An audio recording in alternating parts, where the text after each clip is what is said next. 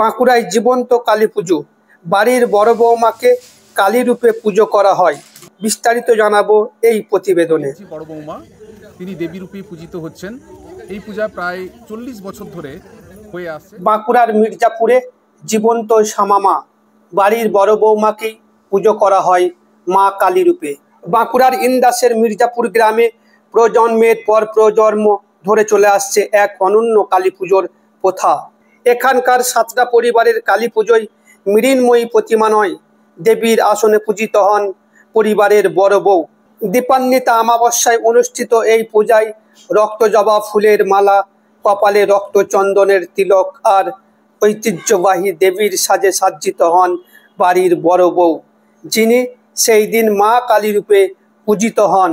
পরিবার সূত্রে জানা যায়, প্রায় 125 বছর আগে সাতরা বংশের এক পূর্বপুরুষ স্বপ্নাদেশ পান সোনা বা অষ্টধাতুর কালী মূর্তি স্থাপনের, কিন্তু আর্থিক সীমাবদ্ধতায় তা সম্ভব না হওয়ায় তাই পরিবারের বড় বউকেই দেবীর প্রতিরূপ হিসাবে পুজোর প্রচলন শুরু হয়। এই ঐতিহ্য আজও একই নিষ্ঠায় পালিত হয়ে আসছে। বর্তমানে এই পুজোয় দেবী রূপে পূজিত হন পরিবারের প্রবীণ সদস্যা হীরালালা সাঁতরা, যিনি প্রায় 40 বছর ধরে এই ভূমিকা পালন করছেন। তার মেয়ে প্রীতিকন্যা সাঁতরা জানান, পুজোর সময় দেশের নানা প্রান্তে ছড়িয়ে থাকা পরিবারের সকলেই উপস্থিত হন এই সময়। সাঁতরা পরিবারের জামাই ও রাজ্যের প্রাক্তন মন্ত্রী শ্যামল সাঁতরা বলেন, দেবীর স্বপ্নাদেশী এই পুজো শুরু হয়েছিল। আজও সেই আধ্যাত্মিক বিশ্বাস আর পারিবারিক ঐতিহ্য একই ভক্তি ভরে জীবন্ত হয়ে ওঠে বাঁকুড়ার ইন্দাসের এই মাটিতে।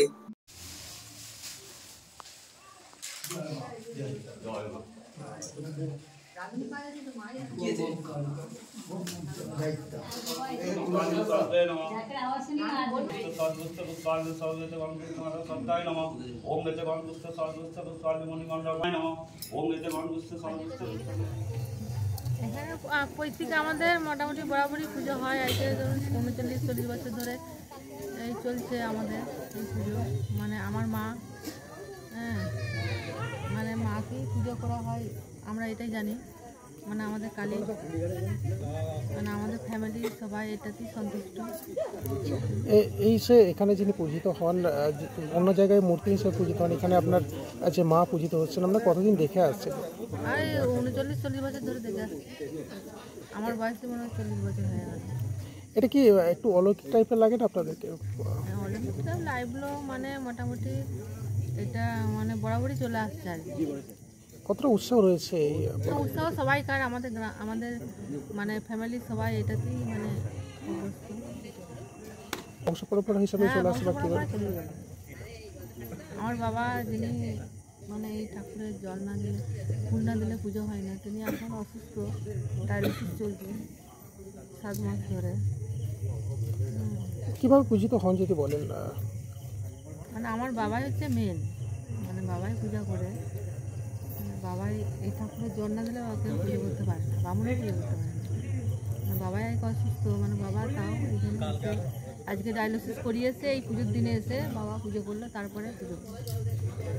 আপনারা কি প্রতি বছরই এখানে আসেন এই পুজোটিকে? হ্যাঁ, প্রত্যেক বছর, মানে এটা বংশ পরম্পরা, যে যেখানে থাকবে সেখানেই চলে আসবে এখানে ছুটে। আপনার নাম? আমার নাম প্রীতিকন্যা সাঁতরা। বাড়ির যে বড় বৌমা তিনি দেবী রূপে পূজিত হচ্ছেন। এই পূজা প্রায় 40 বছর ধরে হয়ে আসছে। দেবীর স্বপ্নাদেশ নিয়েই এই পূজা কিন্তু শুরু হয়। স্বাভাবিকভাবে এই পূজার প্রতি যে একটা মানুষের উন্মাদনা বা শ্রদ্ধা, সমস্ত কিছুই কিন্তু যাবতীয় নিয়মকে মেনে এখানে কিন্তু পূজিত হয়ে আসছেন দীর্ঘদিন ধরে। পুরনো ইতিহাস, এখানে যে পূর্বপুরুষরা সাধারণত কলকাতার ওই সাইডে আগে থাকতেন, চাকরি সূত্রে এদিকে আসেন এবং আসার পর এই দেবীকে ওখান থেকে নিয়ে আসা হয়। প্রথমে একটা প্রতিমার আকারের পর্ব ছিল, কিন্তু পরবর্তীকালে প্রতিমার প্রতি না হয়ে এইভাবে একটা ঘট থাকবে, তার পাশে কিছু ঘোড়া ইত্যাদির মধ্য দিয়ে এবং দেবী রূপে বাড়ির যে বড় বৌমা থাকবেন তিনি তাকে সাজিয়ে, বিশেষ করে চন্দনের ফোঁটা, মালা সমস্ত করে একটা প্রতিমাকে যেভাবে সাজানো হয় সেইভাবে সাজিয়ে এই পূজাটা কিন্তু হয়ে আসছে।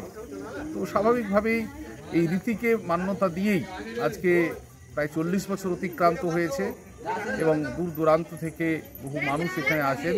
আর প্রতিদিনই কিন্তু এখানে নিত্য পূজা হয়ে থাকে। নিত্য পূজা হওয়ার পাশাপাশি মানুষের যে ঠাকুরের প্রতি যে ভক্তি, সেই ভাব কিন্তু সারা বছর ধরেই এই মন্দিরে কিন্তু ভিড়।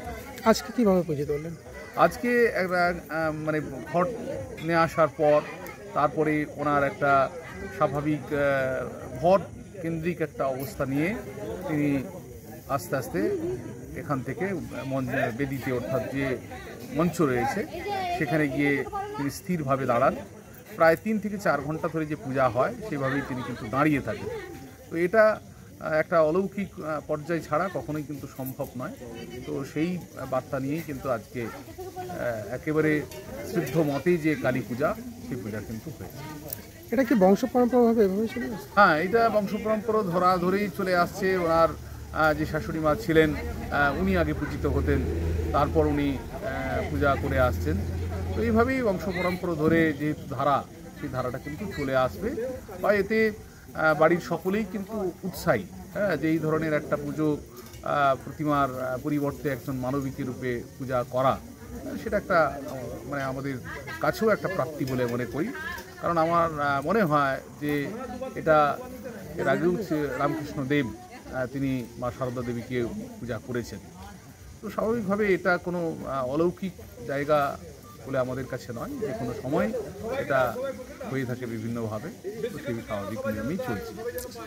বা পার্শ্ববর্তী এলাকার মানুষ বা দূর দূরান্ত থেকেও মানুষ আসেন, যারা এখানে মানত করে গেছেন, তারাও কিন্তু আজকের দিনে আসেন, এসে তারা অংশগ্রহণ করেন এবং তারা এই যে মানে দৃশ্য, এটাকে দেখার জন্য বা দেবীকে প্রার্থনা করার জন্য তারা কিন্তু এখানে আসেন।